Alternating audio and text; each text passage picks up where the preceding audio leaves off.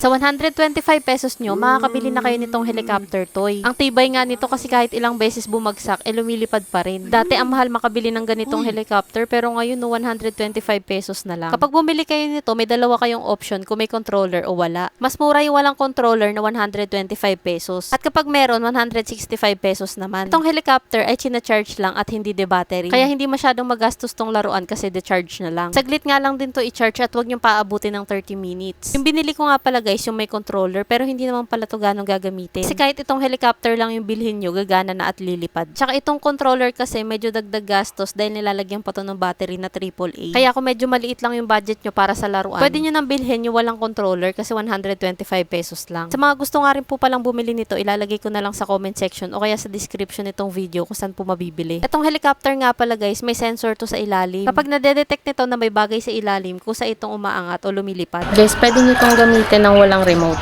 kasi automatic na siyang lilipad.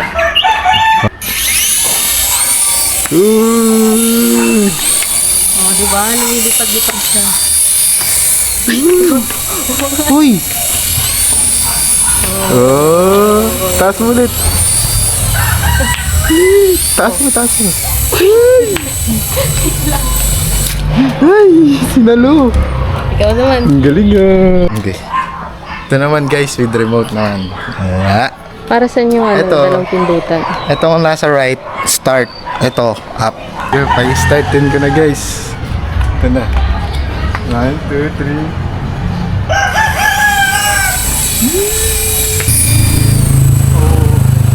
Ay, pumunta sa bubong. Uy!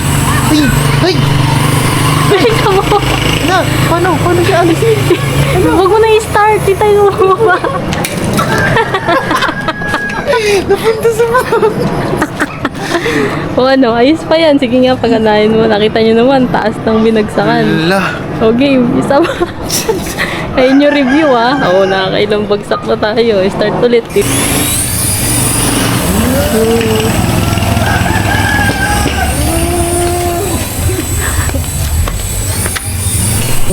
God, 2, 3.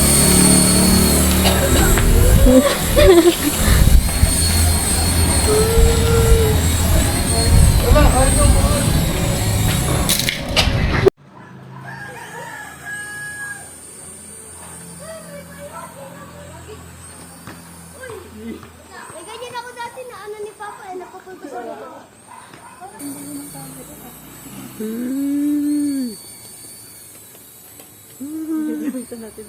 Kaya ito.